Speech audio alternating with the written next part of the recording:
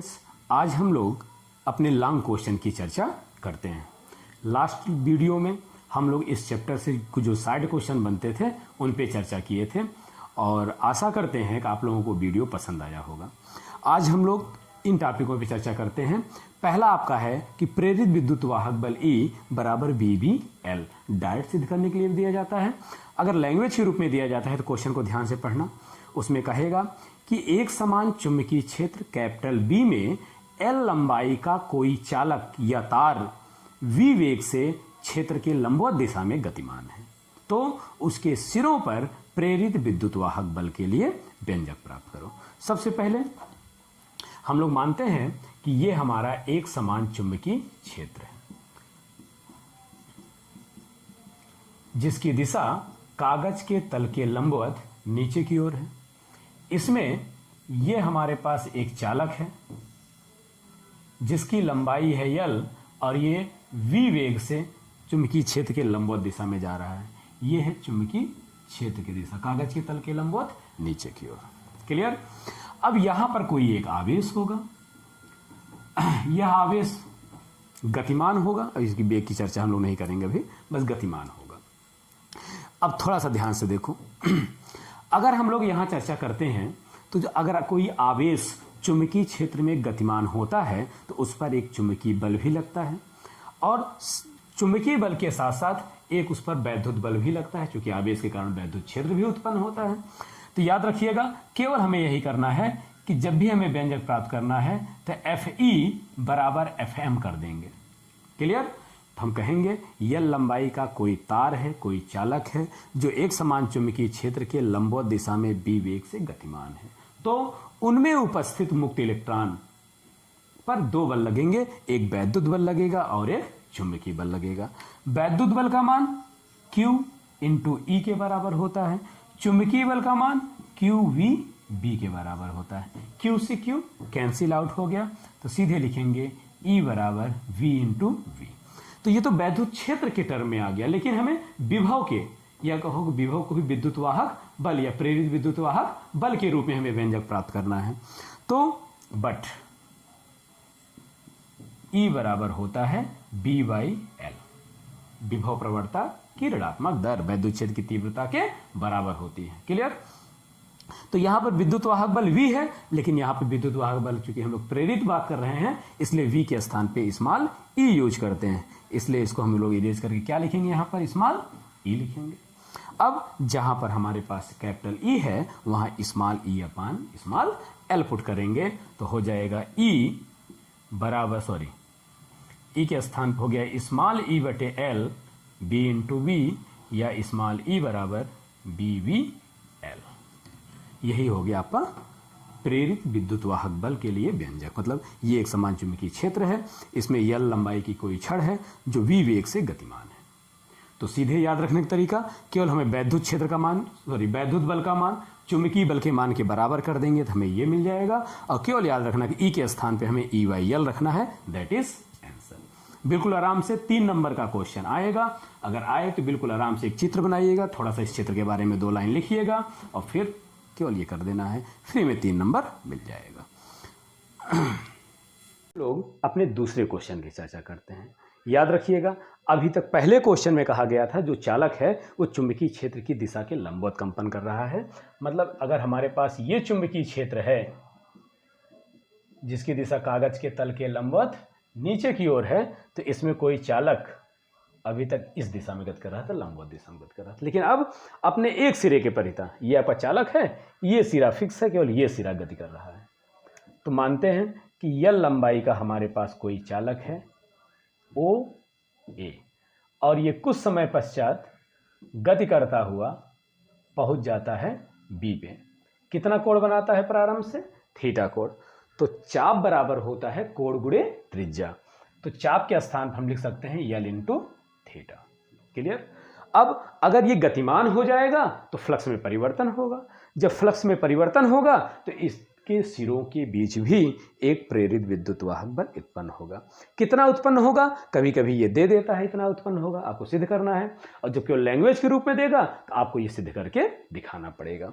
क्या करेंगे देखो, सबसे पहले हम लोग जानते हैं कि प्रेरित विद्युत वाहक बल फ्लक्स परिवर्तन के ऋणात्मक दर के बराबर होता है, माने d∅dt, जो कि ऋण चिन्ह दिशा को बताता था, इसलिए हमको यहाँ परिमाण की यूज कर रहे हैं, माइनस चिन्ह की कोई आवश्यकता नहीं है। तो E बराबर d∅dt सभी लोग जानते हैं, बट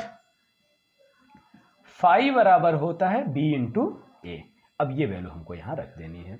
B चुंबकीय क्षेत्र की वैल्यू है, A क्षेत्रफल वेक्टर का परिमाण है, दोनों वैल्यू हमको यहाँ रखनी है। तो हो गया E equal to d/dt of b a. अब हमको B एक समान चुंबकीय क्षेत्र है, नियत है, इसे हम बाहर लेंगे, A को अंदर करेंगे। क्लियर?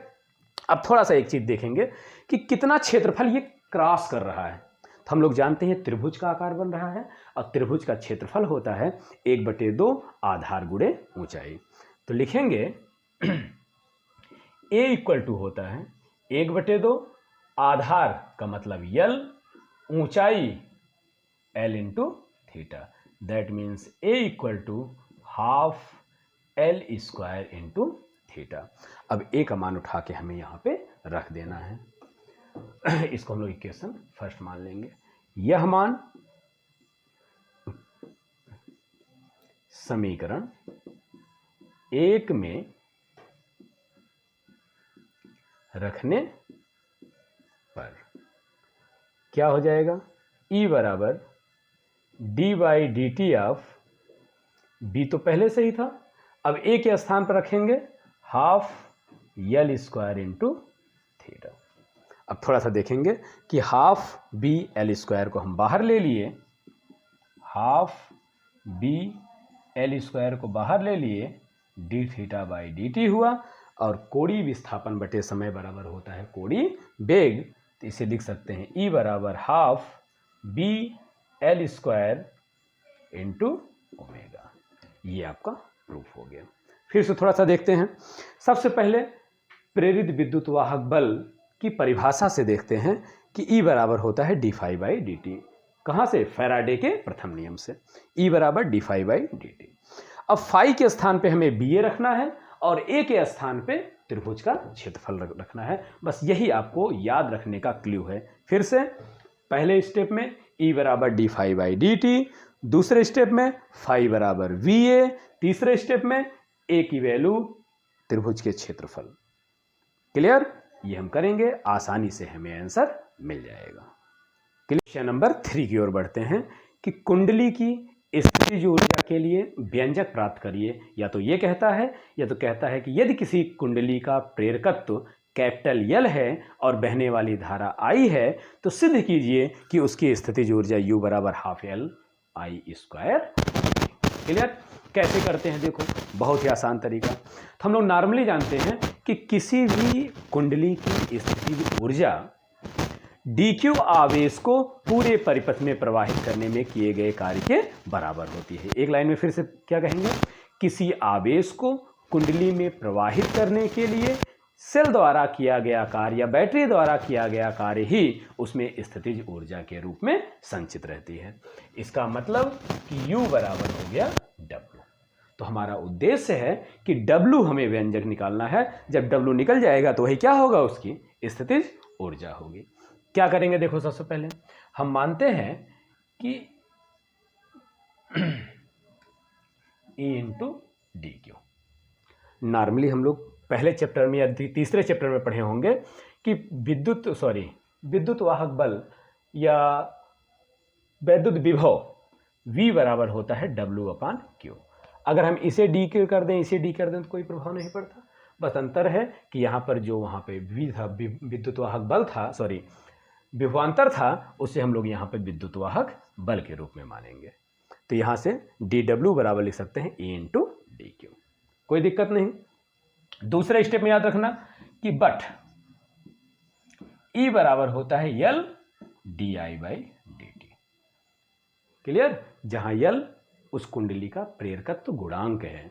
अब ये वैल्यू हमको यहां पुट करनी है, तो हो जाएगा dW बराबर L di/dt इंटू DQ। फिर से थोड़ा सा देखो, पहले हमें क्या करना है कि स्थितिज ऊर्जा किए गए कार्य के बराबर होगी। अब डी क्यू आवेश को प्रवाहित करने में किया गया कार्य डी डब्ल्यू है, तो डी डब्ल्यू बराबर हो गया ई डी क्यू। ई की वैल्यू सब्स्टिट्यूट हम किए तो हमको ये मिल गया। अब थोड़ा सा देखना, डी क्यू बटे डी टी को हम लोग एक साथ लेते हैं, और डी क्यू माने आवेश में परिवर्तन, डी टी माने समय के साथ साथ, तो आवेश परिवर्तन की दर वैद्युत धारा कहलाती है। इसे हम लोग लिख सकते हैं डी डब्ल्यू बराबर एल डी आई इंटू आई। तो आई को अगर हम लोग चाहें यहाँ के स्थान पे यहाँ लिख सकते हैं। अब नेट किया गया कार्य क्या हो जाएगा, यल integration of i into d आई।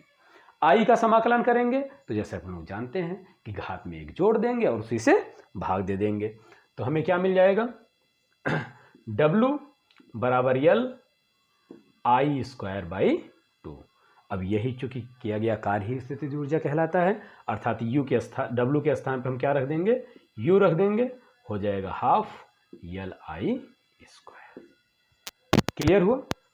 फिर से एक बार चर्चा करते हैं कि किया गया कार्य स्थितिज ऊर्जा के बराबर होता है। कार्य के स्थान पे E इंटू डी क्यू रखना है, E के स्थान पे L D I by D T रखना है। बस यही दो चीज़ आपको याद रखना है। पहले स्टेप में W के स्थान पे ई क्यू और फिर दूसरे स्टेप में एल ई के स्थान पे L D I by D T रखना है। ये दोनों वैल्यू हमें रखनी है, लास्ट में आई का समाकलन कर देना है। बिल्कुल इजी वे में आंसर आ जाएगा। ओके।